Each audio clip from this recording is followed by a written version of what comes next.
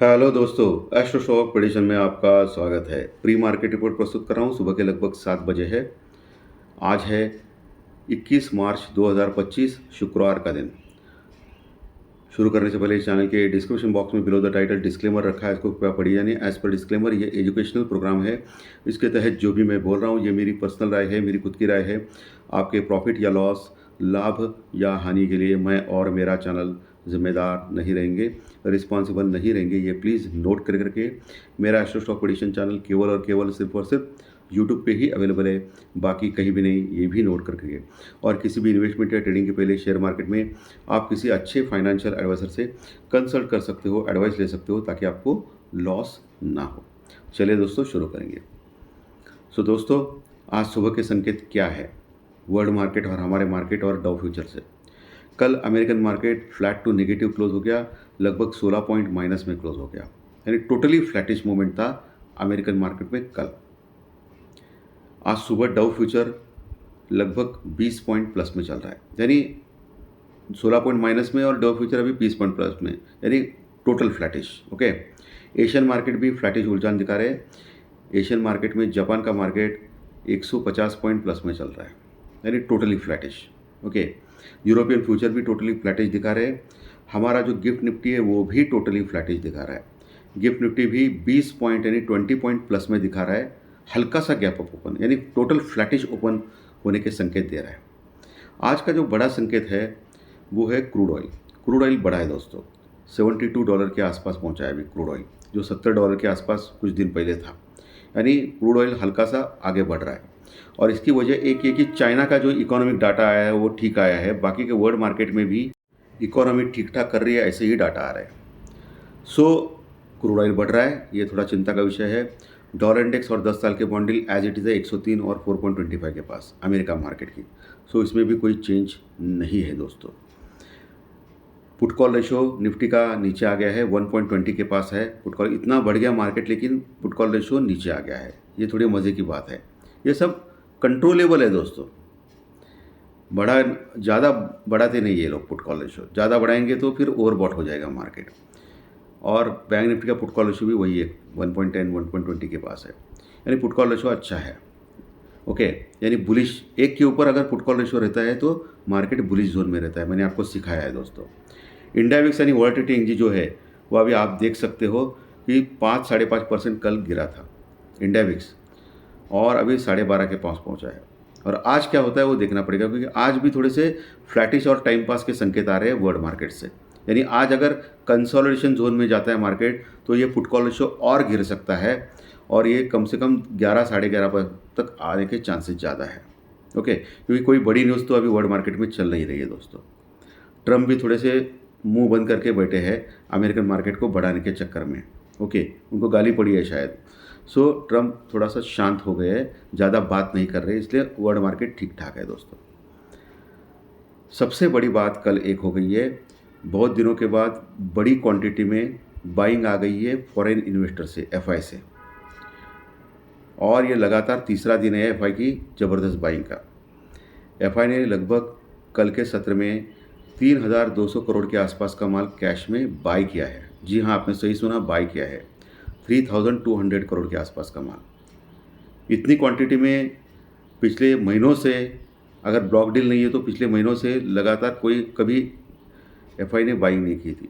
3,200 करोड़ के आसपास का माल कैश में लगभग बाई किया है एफआई ने, फॉरेन इन्वेस्टर्स ने। ये अच्छी बात है इंडियन स्टॉक मार्केट की।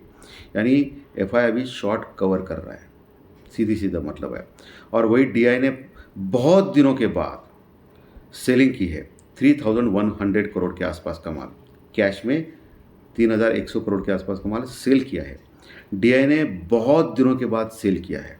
डीआई कब सेल करता है जनरली? जब एफआई बाय करता है तभी।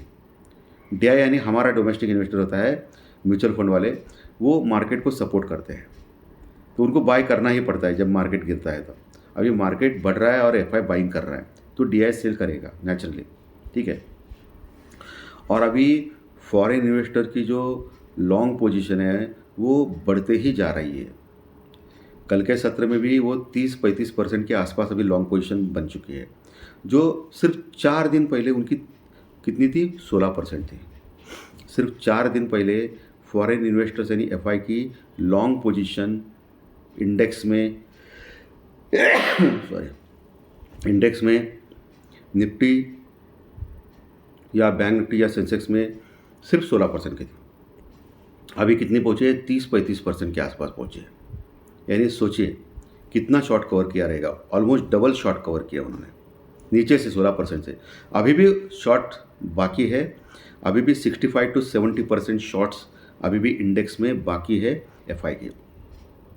अगर उन्होंने और शॉर्ट कवर किया तो आसानी से मार्केट 24,000 तक भी जा सकता है। सब एफआई के ऊपर है दोस्तों, और ग्लोबल मार्केट के ऊपर है। अभी एफआई क्या करेगा वो देखना पड़ेगा, क्योंकि अभी भी बहुत अच्छा शॉर्ट कवर किया है उन्होंने, और बहुत अभी 60 to 65% ही बचे हैं शॉर्ट पोजीशन। अभी भी शॉर्ट पोजीशन ज़्यादा है लॉन्ग पोजीशन से इंडेक्स में, देखना पड़ेगा। बाकी फ्यूचर्स और ऑप्शन में भी, स्टॉक फ्यूचर्स और स्टॉक ऑप्शन में भी अच्छी खासी खरीदी है। तो ओवरऑल एफआई भी ठीक ठाक लग रहा है। टेक्निकली स्ट्रांग हो चुका है मार्केट, निफ्टी और बैंक निफ्टी दोनों। कल निफ्टी 23,190 के पास क्लोज हो गया, यानी लगभग 23,200 मानिए, बहुत ही इंपॉर्टेंट लेवल के पास क्लोज हो गया। 23,190 के पास 360 पॉइंट, 360 पॉइंट प्लस में, सॉरी 280 पॉइंट प्लस में, 280 पॉइंट प्लस में। और वही बैंक निफ्टी लगभग 360 पॉइंट, 360 पॉइंट प्लस में क्लोज हो गया था 50,060 के पास, 50,060 के पास। इंपॉर्टेंट लेवल के ऊपर क्लोज हो गए निफ्टी और बैंक निफ्टी दोनों। अगला टारगेट क्या हो सकता है? निफ्टी का अगला टारगेट जो है वो हो सकता है, अगर 23,250 का लेवल तोड़ दिया निफ्टी ने ऊपर के लेवल पे, 23,250 का लेवल टिक गया, तो फिर 23,350 से लेकर 450 का रीजन में आ सकता है निफ्टी जल्दी ही। ओके, 23,400 के आसपास जाने की कोशिश कर सकता है। वहाँ एक रजिस्टेंस रुकावट है एज पर टेक्निकल। उसके ऊपर निकल गया तो फिर 23,500, 550 ये आ सकते हैं, 23,500, 550 के। ठीक है, और नीचे सपोर्ट कहाँ है? नीचे अभी 23,050 के पास स्ट्रॉन्ग सपोर्ट है अभी निफ्टी में दोस्तों। वो जब तक बरकरार है तब तक डरने वाली बात नहीं है, बाय ऑन डिप का मार्केट है। 23,000 का लेवल तोड़ दिया निफ्टी ने और टिक गया तो फिर डरने वाली बात है, थोड़ी बहुत, ज़्यादा नहीं। 22,800 तक सेफ ही है मार्केट, 22,800 तक वो बड़ा सपोर्ट का काम करेगा, 22,800 का लेवल। वही बैंक निफ्टी में नीचे अभी 50,060 के पास क्लोज हो गया है बैंक निफ्टी। 50,000 के ऊपर आज लगातार दूसरा दिन क्लोज करता है बैंक निफ्टी, तो बैंक निफ्टी बहुत बुलिश हो जाएगा, ये ध्यान में रखिए। मैंने इसके पहले भी आपको बोला था, ऊपर 50,300 के आसपास एक रेजिस्टेंस रुकावट रह सकता है बैंक निफ्टी में आज के सत्र में। उसको क्रॉस किया 50,300 को, तो 50,500, 650 ये एक रेजिस्टेंस रुकावट का लेवल रह सकता है। उसके बाद 50,800 और 51,000 ये बड़े रेजिस्टेंस रुकावट हो सकते हैं आज के सत्र में 51,000 का बैंक निफ्टी में। और नीचे बैंक निफ्टी में 49,800, 49,500 ये दो इंपॉर्टेंट सपोर्ट को आपको ध्यान रखना है। इनकेस नीचे जाता है तो वहाँ सपोर्ट लेके बाउंस बैक कर सकता है बैंक निफ्टी दोस्तों। ठीक है, स्टॉक्स में ITC, Hindustan Unilever, in stock के ऊपर भी आपको नज़र रखनी है। बाकी पीएसयू बैंक इतना ज़्यादा नहीं बढ़ रहे दोस्तों, तो इन स्टॉक्स के ऊपर भी आप नज़र रख सकते हैं। ये इंपॉर्टेंट स्टॉक्स रह सकते हैं आज के सत्र में। और रिलायंस इंडस्ट्रीज़ ये भी ज़्यादा नहीं बढ़ रहा है, इसके ऊपर भी ध्यान रखें। कोई बाइंग या सेलिंग की कोई रिकमेंडेशन मेरी ओर से नहीं है, सिर्फ मैंने इंपॉर्टेंट स्टॉक्स आपको बोले हैं। तो आज का सेशन अच्छा लगा तो लाइक दबाइए, कमेंट बॉक्स में कमेंट लिखिए, और जो नए दर्शक पहली बार चैनल देख रहे हैं वो सब्सक्राइब को बटन जरूर दबाएं, ताकि आपको आने वाले सभी वीडियो इसी चैनल के ऊपर सिर्फ और सिर्फ यूट्यूब के ऊपर जरूर देखने मिले। धन्यवाद। फिर मिलेंगे ज्योतिष शास्त्र प्रेडिक्शन कार्यक्रम में शाम। Thank you very much.